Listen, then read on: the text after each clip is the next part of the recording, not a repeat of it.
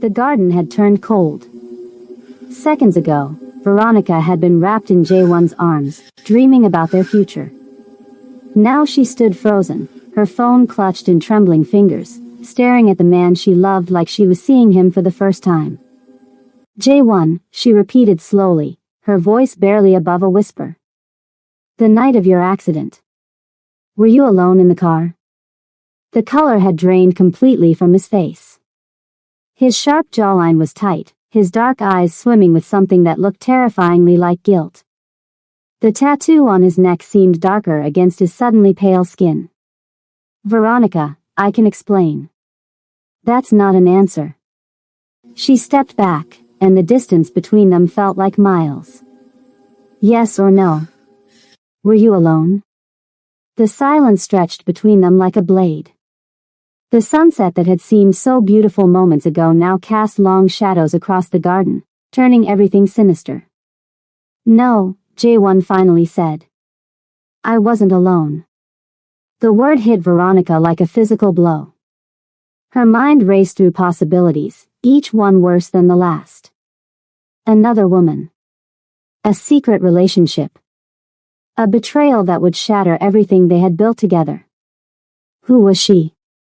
Jaewon moved toward her, but his legs were still weak from the rescue mission, and he stumbled. Pride made him refuse the wheelchair most days now, but his body hadn't fully recovered. He caught himself on the garden railing, his knuckles white. Her name was Lin Wei. She was an informant. A witness against one of our rival families, the Zhangs. She had evidence that could have destroyed them completely, but they found out. They were going to kill her. So you decided to play hero? I decided to do the right thing. Jaewon's voice hardened.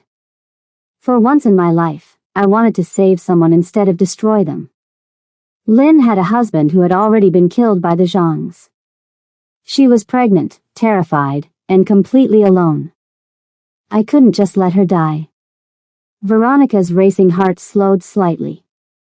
This wasn't what she had feared. This was something else entirely. What happened?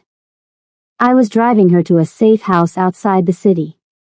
A place where she could hide until we could relocate her permanently. But someone knew our route. Someone in my own organization had betrayed us. Jaewon's jaw clenched so hard Veronica could see the muscles jumping. The truck came out of nowhere. Hit us at 70 miles per hour. I woke up in a hospital 3 weeks later, paralyzed from the waist down, with no idea if Lin had survived. Did she? I didn't know. Until about 5 minutes ago. He gestured toward her phone. That call. It was her, wasn't it? She's been hiding all this time, and now she's surfaced. Welcome back to the final part of this incredible story, fam. If you haven't watched parts 1 and 2, go back now because this episode ties everything together. And if you're new here, subscribe immediately because you're about to witness the most dramatic conclusion on this entire channel. Now let's get into it because we have so much ground to cover. Veronica stared at her phone like it might explode. She said someone tried to kill her again. Recently. She said she has a baby and she's been running for 6 months, ever since she heard you got married. She thought contacting you would put you in danger, but now she has no choice. Where is she? She wouldn't say. She said she'd call back in 1 hour with instructions. She wants to meet, but only if you come alone. Absolutely not. That's what I thought you'd say. Veronica moved closer to him, the earlier tension melting into something more complicated. Jaewon, why didn't you tell me any of this? I asked you about the accident. Multiple times. You never mentioned another person in the car. Because I thought she was dead. His voice cracked. And because I blamed myself.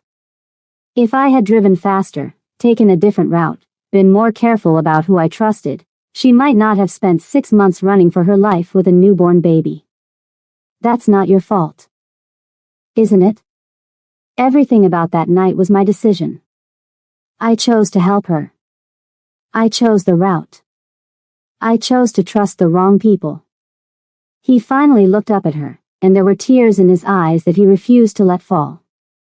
And now I'm choosing to tell you the truth, even though I'm terrified it might make you see me differently. Veronica closed the remaining distance between them, taking his face in her hands. I married a mafia boss, J1. I watched you walk through an army on broken legs to save me. I've seen you kill people to protect the ones you love. You think finding out you tried to save a pregnant woman is going to make me run? There's more. Her hands stilled. More? The person who betrayed our route that night. The one who told the Zhangs exactly where we'd be and when. Jae-won's expression darkened into something dangerous. I finally figured out who it was. Who? My father. The phone rang exactly 1 hour later. They were inside now, in Jae-won's office, with Dae-young standing guard at the door. The atmosphere was thick with tension and the weight of too many revelations. Put it on speaker, Jae-won instructed. Veronica answered, pressing the speaker button. Hello? Mrs. Kwon. Lin Wei's voice was strained but steady. Is your husband there? I'm here, Lin. Jae-won leaned toward the phone. I thought you were dead. I almost was. 3 times since the accident. Your father has been very thorough in trying to finish what he started. The words confirmed what Jae-won had already suspected, but hearing them out loud still felt like a knife to the chest. Why now? Veronica asked. Why reach out now after all these months? Because I'm out of options. I've been hiding in different cities, never staying more than a few weeks in any place. But 3 days ago, someone found my location. I barely escaped with my daughter. And the person who found me. Lin's voice wavered. It wasn't your father's people. It was someone else. A woman. Korean. Young and wealthy, based on her clothes. Veronica and Jae-won exchanged a look. Hannah Park, Jae-won said grimly. You know her? She's my former fiancé. And she's currently holding Veronica's father hostage to force our cooperation. Silence on the other end. Then, it seems we have a common enemy. It seems we do. Jae-won straightened in his chair. Lin, I need the evidence you have against the Zhangs. And I need everything you know about my father's involvement in the accident. In exchange, I'll get you and your daughter to safety. Real safety this time, with resources and protection that no one can break through.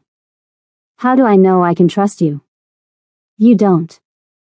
But you trusted me enough to call. And you know I nearly died trying to save you once. I'm not about to let that sacrifice mean nothing. Another long pause. Then Lin spoke again. There's a motel off Highway 47. The Blue Moon. Room 12. Come at midnight. Come alone. My wife comes with me. That's non-negotiable. Your wife?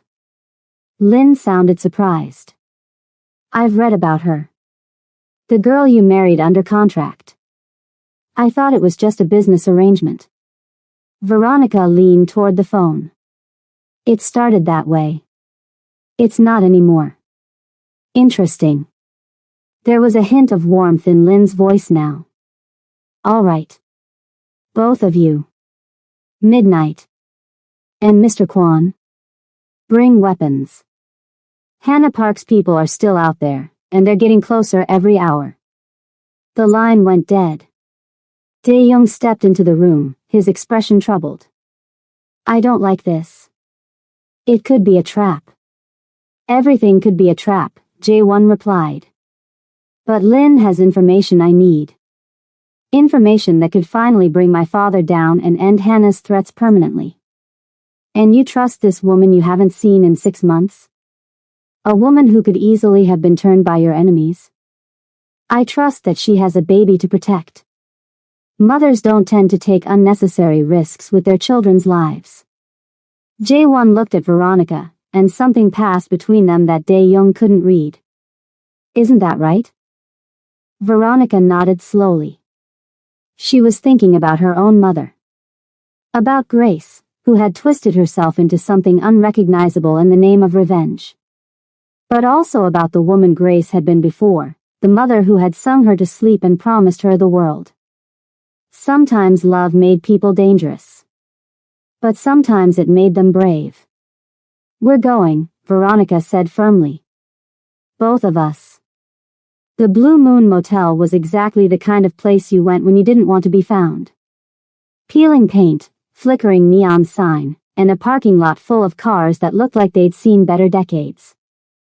Jae-won and Veronica arrived at 11:45, giving themselves time to scope the area before the meeting. Jae-won was walking tonight, supported by leg braces and a cane, with a gun hidden beneath his jacket. Veronica had one too, strapped to her thigh beneath her dress. Dae-young's people were positioned at every exit point, invisible but ready. Room 12, Veronica said, nodding toward a door at the far end of the row. They approached carefully, Jae-won's cane tapping against the cracked concrete. Before they could knock, the door opened a crack, revealing a sliver of a woman's face. You came. I said I would. The door opened wider, and Lin Wei stepped back to let them in.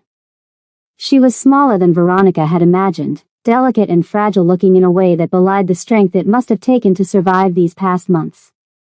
Her dark hair was cut short now, probably for practicality, and her eyes held the haunted look of someone who had seen too much. In her arms was a baby. Maybe 4 or 5 months old, sleeping peacefully despite the tension in the room.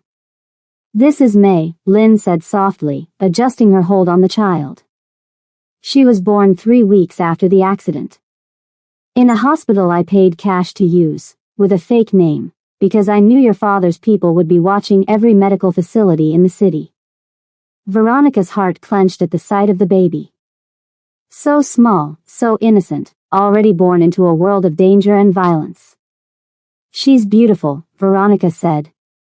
She's the only reason I'm still fighting. Lin moved to the bed, sitting down carefully to avoid waking her daughter.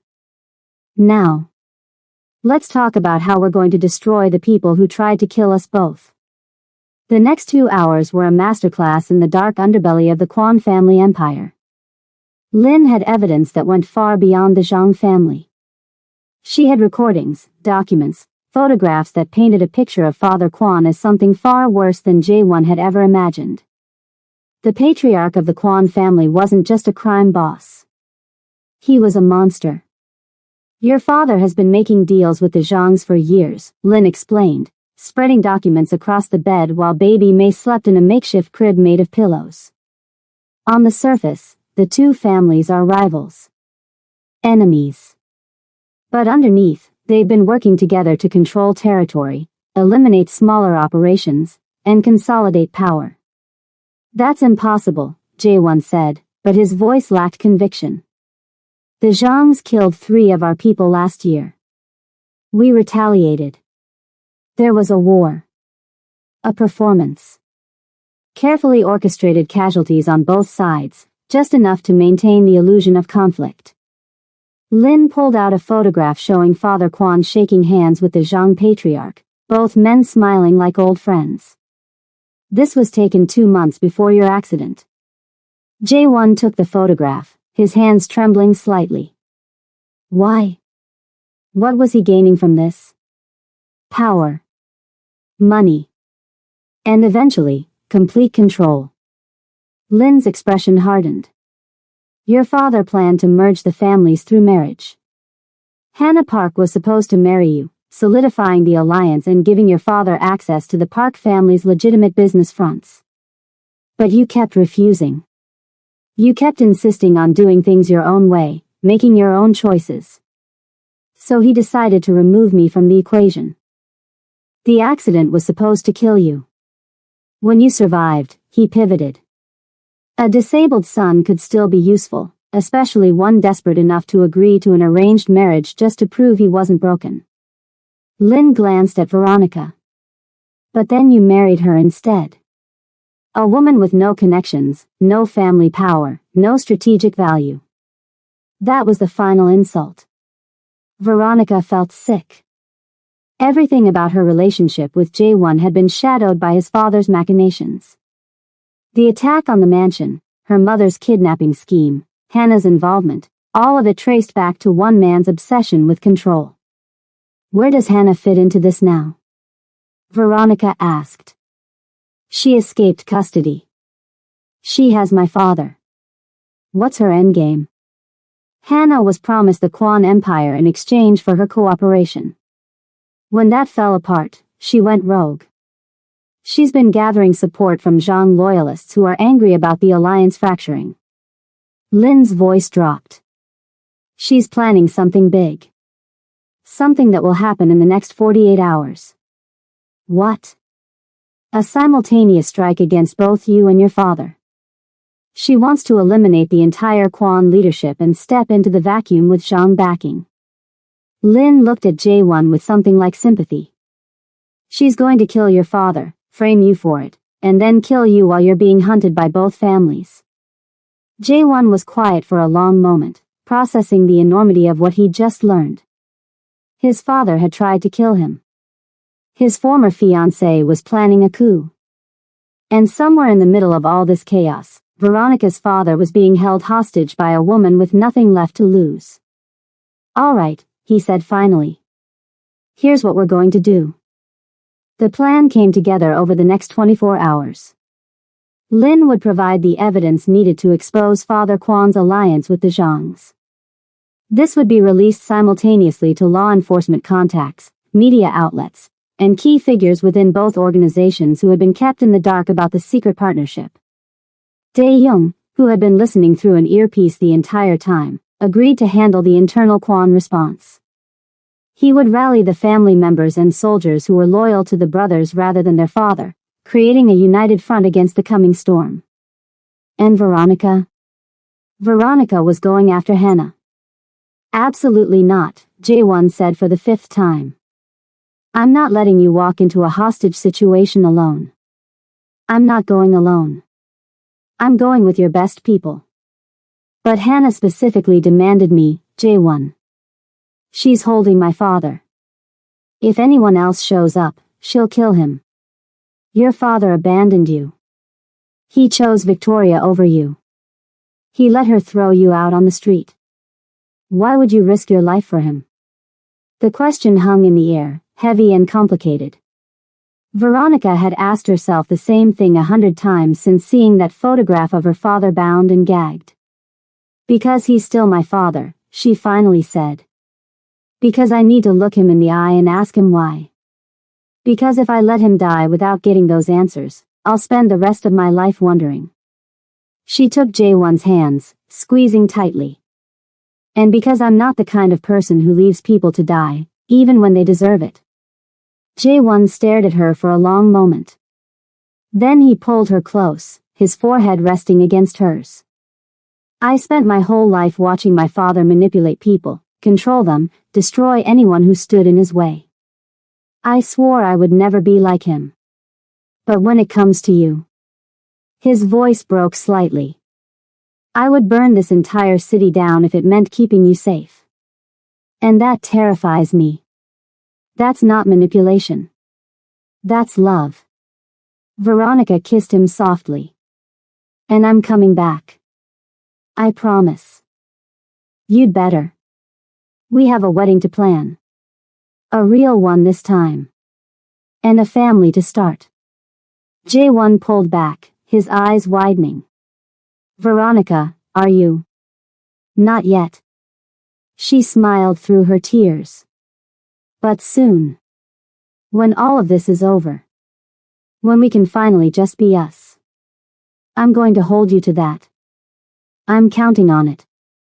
The exchange was set for midnight, 2 days after Lin's revelation.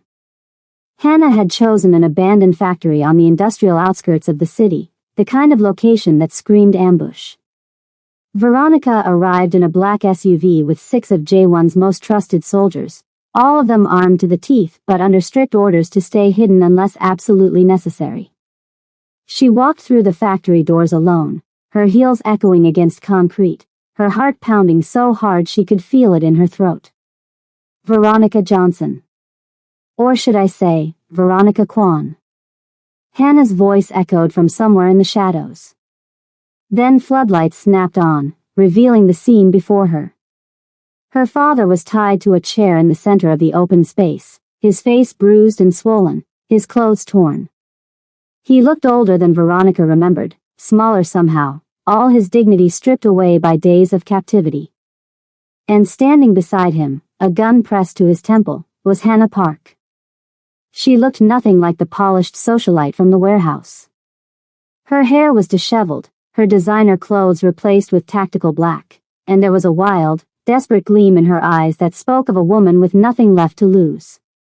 "You came alone," Hannah said, sounding almost surprised. "I honestly didn't think you would. You have my father.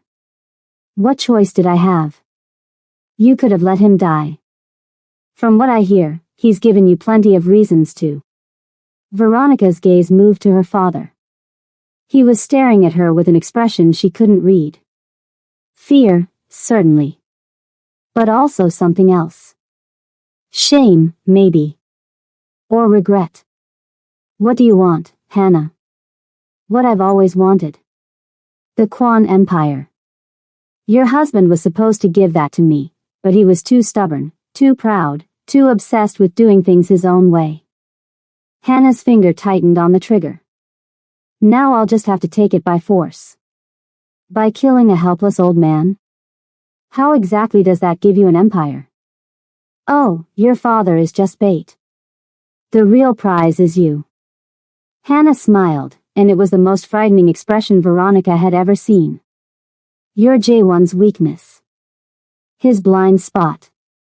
He proved that when he walked through an army on broken legs just to save you from your mother. So predictable." Veronica felt cold dread spreading through her chest. "This isn't about my father at all." "Of course not. Your father is nothing. A pathetic man who threw away his own daughter for a woman who promised him money and status."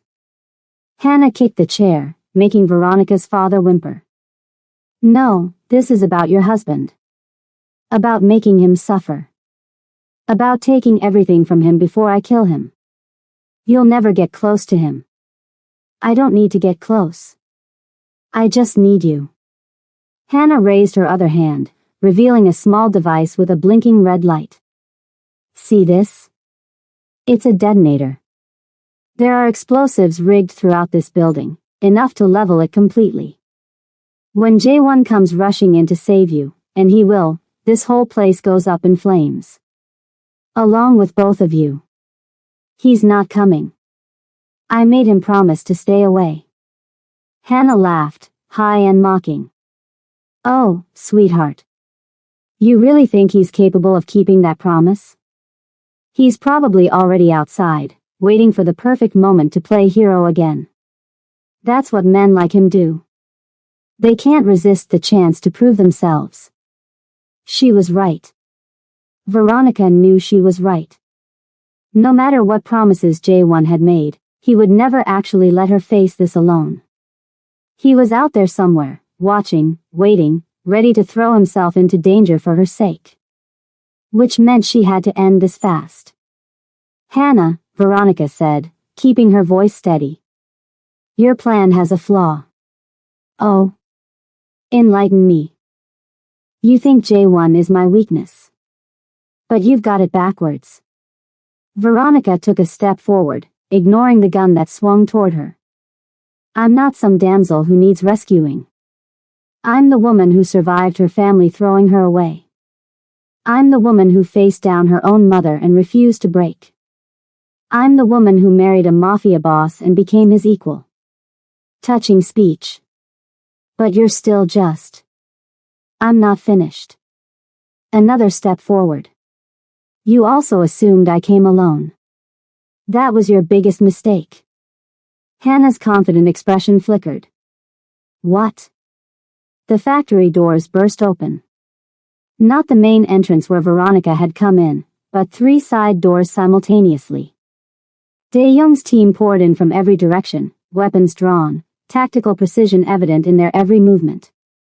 But that wasn't what made Hannah's face go pale. It was the figure who walked through the main entrance behind Veronica. Tall, elegant, and radiating cold fury. Father Kwan. "Hello, Mississippi Park," the patriarch said, his voice smooth as silk over steel. "I believe we need to have a conversation about loyalty." The next few minutes were chaos. Hannah's hired soldiers, realizing they were outnumbered and outgunned, began surrendering or fleeing. Hannah herself stood frozen, the detonator still clutched in her hand, her gun wavering between Veronica, her father, and the approaching Kwan patriarch. "Don't come any closer," Hannah screamed. "I'll blow us all up. I swear I will." "No, you won't." Father Kwan continued his steady advance. "Because you're not ready to die, Mississippi Park. You never were. You want power, control, status. All things that require you to be alive. The detonator is a bluff, and we both know it. It's not a bluff. Then press it." Father Kwan stopped just 10 feet away, his arms spread wide. "Go ahead. Kill us all. End this right now." Hannah's hand trembled. Sweat poured down her face. Her finger hovered over the button. She couldn't do it. She wasn't brave enough, or desperate enough, or crazy enough to actually follow through. Father Kwan smiled, cold and triumphant. "That's what I thought." He nodded to his men, and they moved in to disarm Hannah. But in the confusion, no one noticed Veronica's father working at his bonds. No one saw him finally break free. And no one anticipated what he would do next. David Johnson, the man who had abandoned his daughter, who had chosen his new wife over his own flesh and blood, threw himself at Hannah just as one of her soldiers fired a desperate shot. The bullet meant for Veronica struck her father instead. He crumpled to the ground, blood spreading across his chest, his eyes wide with shock and something that looked almost like peace. "Daddy." The word tore from Veronica's throat before she could stop it. She was at his side in seconds, pressing her hands against the wound, trying desperately to stop the bleeding. "Veronica." Her father's voice was weak, bubbling. "I'm sorry. I'm so sorry. I was a coward. Victoria," she threatened to, "and I believed. I should have. Stop talking. Save your strength. You're going to be fine." "No." He coughed, blood staining his lips. "I'm not. And that's okay. I deserve this. After what I did to you. You don't get to decide that." Tears streamed down Veronica's face. "You don't get to die and leave me without answers. Why? Why did you let her throw me out? Why didn't you stop her?" "Because I'm weak. I've always been weak." His hand found hers, squeezing with what little strength he had left. "But you're not. You're strong, like your mother was. The real her, before everything went wrong. Promise me you'll stay that way. Promise me you'll let yourself be happy. Daddy. Promise me." "I promise," Veronica sobbed. "I promise." David Johnson smiled, a real smile, the kind Veronica remembered from childhood. And then the light faded from his eyes, and he was gone. Veronica didn't know how long she knelt there, holding her father's body. It could have been minutes or hours. The world had narrowed down to this single point of grief, this complicated tangle of love and hatred and loss. Then arms wrapped around her from behind, strong and familiar. "I'm here," Jae-won whispered, his lips against her hair. "I'm right here. I told you to stay away. Since when do I listen to anyone?" He helped her stand, turning her to face him. His own eyes were wet. "I'm so sorry, Veronica. I know things between you and your father were complicated, but he saved me. At the end, when it mattered, he saved me. She buried her face in Jaewon's chest. That has to count for something, doesn't it? It counts for everything. Jaewon held her while she cried, while his father's men secured the scene and Hannah was dragged away in handcuffs. He held her until she had no more tears left to shed. And then he said the words that would change everything again. It's time to end this. All of it. Starting with my father. Okay fam, we're in the final stretch now and I need you to stay with me. Hit that subscribe button if you haven't already, drop a like, and comment telling me how you're feeling right now because I know emotions are running high. Let's finish this story together. The confrontation happened 3 days later. Father Kwon had returned to the family estate, apparently believing that his rescue of Veronica had repaired some of the damage. He was wrong. Jaewon walked into his father's study without knocking, Dae-young at his side and Lin Wei's evidence in his hands.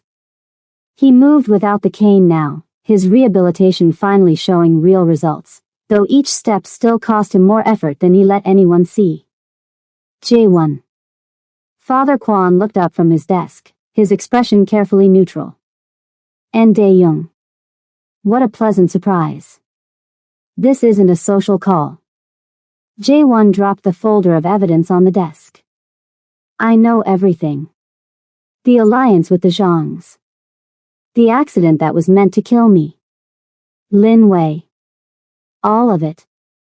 Father Kwon's expression didn't change. If anything, he looked almost impressed. I wondered when you'd figure it out. You always were the clever one. That's it? Dae-young stepped forward, his fists clenched. No denials. No excuses. You tried to murder your own son, and you're just going to sit there? What would you have me say? That I regret it? Father Kwon laughed, a cold, hollow sound. I regret that it didn't work. I regret that my son is too stubborn and too sentimental to understand what this family needs. What the family needs is to stop being monsters. Jaewon's voice was steady, but his eyes burned with barely contained fury. We can be powerful without destroying innocent people. We can be feared without being evil. Such naivety. Father Kwon shook his head slowly. You think power comes without cost? You think the Kwon Empire was built on kindness and fair dealing? Everything we have, everything you enjoy, every luxury and privilege and protection, it all came from blood. Then we change. Starting now. Change? Father Kwon stood, his frail body suddenly seeming much more dangerous. You think I'm going to let you waltz in here and dismantle everything I've spent my life building? I made you, Jaewon. I made both of you. And I can unmake you just as easily. No. Dae-young stepped between his father and brother. You can't. Not anymore. The family knows, father. Everyone knows. Lin Wei's evidence has been distributed to every senior member of the organization. Your alliance with the Zhangs, your attempt to kill Jaewon, the betrayals and lies and manipulations, it's all out in the open. Father Kwon's composure finally cracked. You wouldn't. We already did. Jaewon moved to stand beside his brother. The vote happened this morning. It was unanimous. You're out, father. Stripped of your position, your authority, and your protection. You can't do this to me. I am the head of this family. You were. Now you're just an old man who tried to kill his own son. Jaewon's voice softened, just slightly. We're not going to kill you. Despite everything, you're still our father. But you're done. You'll live out the rest of your days in comfortable exile, far away from anyone you might hurt. And if you ever try to contact us, ever try to interfere in family business again, that mercy gets revoked. Father Kwon looked between his sons, searching for any sign of weakness or hesitation. He found none. For the first time in Jaewon's memory, his father looked old. Defeated. Small. Your mother would be ashamed of you, Father Quan spat. No. Jae-won shook his head. I think she'd be proud. For the first time in our lives, we're actually doing the right thing. 2 guards entered the study, escorts for the fallen patriarch. Father Quan went with them without further resistance, all the fight finally drained from his body. When the door closed behind him, Dae-young let out a breath he seemed to have been holding for years. It's really over, he said. I can't believe it's actually over. The hard part is just beginning. Jae-won looked at his brother with something approaching warmth. We have an empire to rebuild. An organization to reform. Alliances to repair and enemies to neutralize. It's going to take years. Years of doing things the right way. Dae-young actually smiled. I think I can live with that. One more thing. Jae-won extended his hand. I'm going to need a partner. Someone I can trust completely. Someone who'll tell me when I'm wrong and fight beside me when I'm right. Dae-young looked at the offered hand for a long moment. They had spent their entire lives as rivals, competing for scraps of their father's approval, tearing each other down to build themselves up. But that was the old way. And the old way was dead. Dae-young clasped his brother's hand firmly. Partners. 3 months passed. The Quan organization underwent a transformation that shocked the entire criminal underworld. Operations that harmed innocent people were shut down. Alliances were rebuilt on foundations of mutual respect rather than fear. And slowly, carefully, the family began transitioning legitimate business interests into the primary focus. It wasn't easy. There were setbacks and challenges and moments when it seemed like the whole thing might fall apart. But Jae-won and Dae-young held firm, supported by loyal soldiers who were tired of the old way and hungry for something better. Lin Wei and her daughter were relocated to a safe country, provided with new identities and enough money to live comfortably for the rest of their lives. Before she left, she thanked Jae-won one last time. You're not like your father at all, she said, holding baby May in her arms. I knew that from the first moment I met you. That's why I trusted you with my life. I almost got you killed. You tried to save me. That's more than most people would have done. She kissed his cheek softly. Take care of your wife, Jae-won. She's something special. I know. Hannah Park was turned over to authorities, her connections to both the Zhangs and various criminal enterprises enough to ensure she'd spend decades behind bars. The last Veronica heard, she was bargaining for reduced sentences by providing information on her associates. Victoria, Veronica's stepmother, fled the country when she learned that her connection to the conspiracy had been exposed. Without Father Quan's protection and with her wealthy husband dead, she had nothing left. Veronica didn't waste energy hating her anymore. Victoria would spend the rest of her life running, and that was punishment enough. Grace Okafor remained in prison, but Veronica visited her once. Just once. I'm not here to forgive you, Veronica said through the glass partition. I don't know if I ever can. But I wanted you to know that I understand now. Not what you did, but why you became who you are. Pain twisted you into something unrecognizable. I refuse to let that happen to me. Grace stared at her daughter with tears streaming down her face. I did love you. Everything else was wrong, but that was always real. I know. Veronica pressed her hand against the glass. Goodbye, Mom. She walked out of the prison and never looked back. The wedding happened exactly 6 months after the confrontation with Father Quan. It was everything the contract ceremony hadn't been. Flowers everywhere, a guest list full of people who actually loved and supported them, and Veronica in a wedding dress so beautiful that Jae-won actually cried when he saw her walking down the aisle. You're supposed to be the strong, silent mafia type, she teased as she reached the altar. I'm supposed to be a lot of things I'm not. He took her hands, not bothering to wipe away the tears. And you're supposed to be an ordinary girl from nowhere. Look how wrong we both were. The ceremony was traditional, a blend of Korean and Western elements that represented who they had become together. Dae-young served as best man, making a speech that was equal parts sarcasm and genuine emotion. Eun-ji, fully recovered, wept through the entire thing while pretending she wasn't. And when the officiant pronounced them husband and wife, for real this time, Jae-won kissed Veronica like he was trying to pour every ounce of love in his soul into that single moment. The reception was beautiful. The food was incredible. The dancing went on until well past midnight.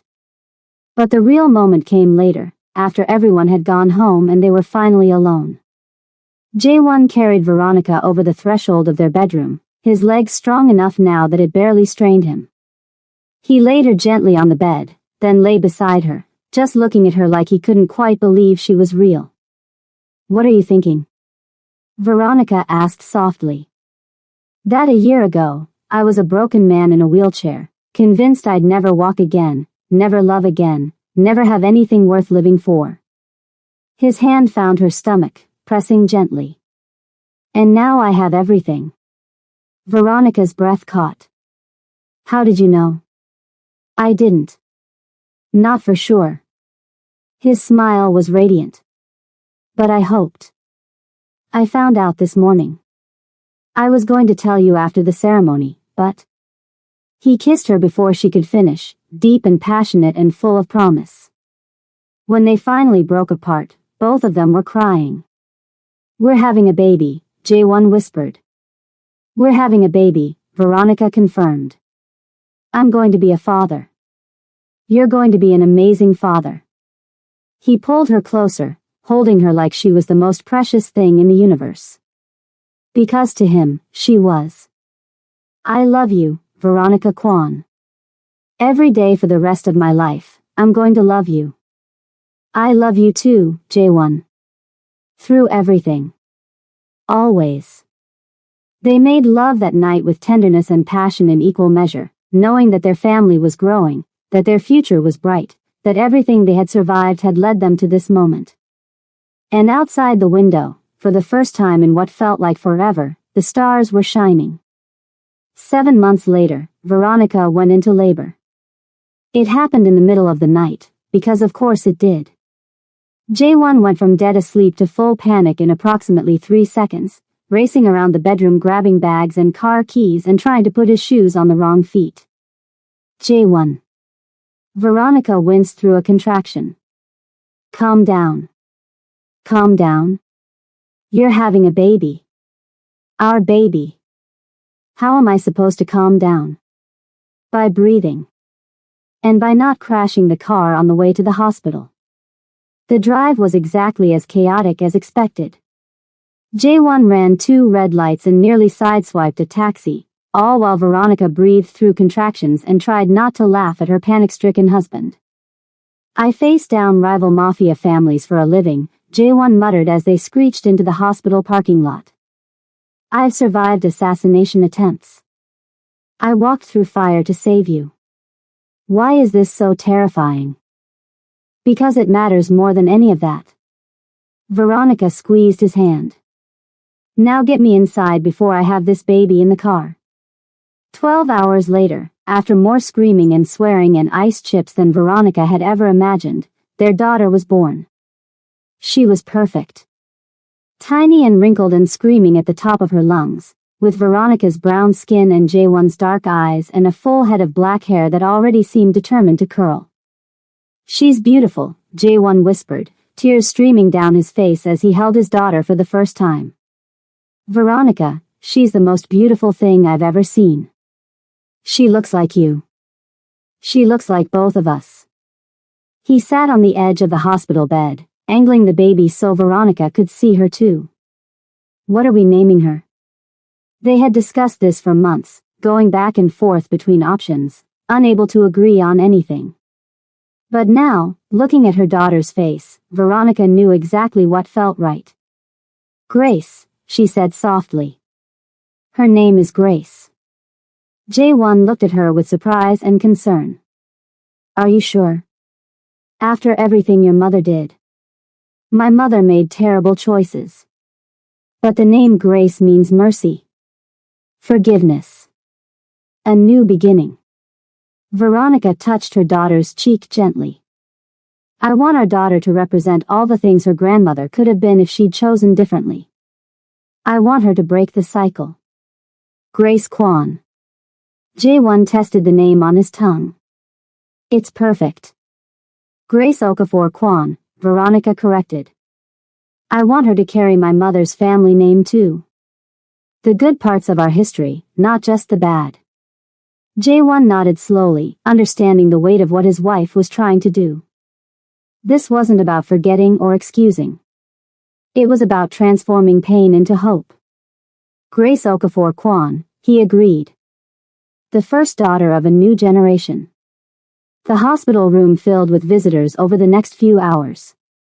Dae-young arrived with an absurdly large teddy bear and an expression of genuine wonder as he held his niece for the first time. Eun-ji brought homemade soup and enough baby supplies to stock a small store. Even some of the reformed Kwan family soldiers stopped by, rough men with tattoos and scars who turned into absolute mush the moment they saw the baby. But the moment that meant the most to Veronica came that evening, when the visitors had gone and they were alone with their daughter. Jae-won sat in a chair beside her bed, little Grace sleeping peacefully in his arms. He was watching her with an expression of such profound love that Veronica felt her heart might burst. What are you thinking about? She asked softly. About how different this child's life is going to be from mine. He looked up at Veronica. I grew up afraid of my father. Desperate for his approval. Competing with my brother for scraps of affection. Grace is never going to know that feeling. She's going to know that she's loved, unconditionally, every single day of her life. She's going to be the most spoiled child in the history of spoiled children. Absolutely. Jae-won grinned. And I'm not even slightly sorry about it. Veronica laughed, the sound filling the quiet room with warmth. Come here. Both of you. Jae-won moved carefully to the bed, settling beside Veronica with Grace still cradled in his arms. They formed a little cocoon of family, all three of them touching, all three of them connected. A year and a half ago, I was sleeping in a cafe with $12 to my name, Veronica said softly. I thought my life was over. I thought I was worth nothing to anyone. And now? Now I have a husband who loves me, a daughter who needs me, and a future I never could have imagined. She pressed a kiss to Jae-won's shoulder. All because a mysterious woman called me with an insane proposition about marrying a stranger. Best decision you ever made. Best decision I ever made, she agreed. Grace stirred in her father's arms, making a small sound of contentment before settling back into sleep. Outside the window, the city sparkled with lights, full of dangers and possibilities and stories yet to be told. But in this room, in this moment, there was only peace. 1 year later. The Kwan estate was filled with laughter for Grace's first birthday party. Balloons everywhere, a cake that was way too elaborate for a 1-year-old who mostly just wanted to smash her hands into it, and a guest list that represented the new world Jae-won and Veronica had built together. Grace had learned to walk just a few weeks earlier, and she was determined to show off her new skills, toddling between adults' legs and giggling every time someone caught her before she fell. She's going to be trouble, Dae-young observed, watching his niece attempt to climb a decorative sculpture that was definitely not meant for climbing. She already is, Jae-won agreed proudly.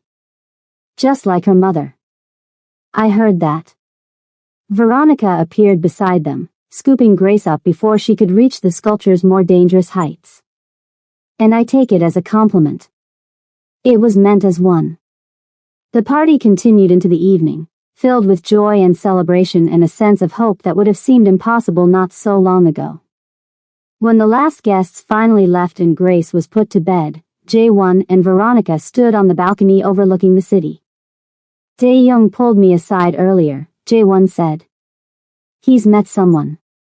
A woman from one of the legitimate business divisions. He's thinking about proposing. Really? Dae-young? I know. I was shocked too. Apparently love runs in the family after all. Veronica leaned against his side, his arm wrapping around her automatically. They stood like that for a long moment, watching the lights of the city below. I've been thinking, Veronica said finally. About what? About Grace. About us. About the future. She turned to face him. What would you say if I told you I want to give Grace a sibling?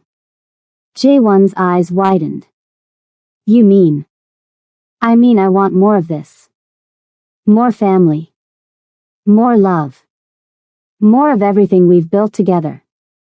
She smiled up at him. What do you say?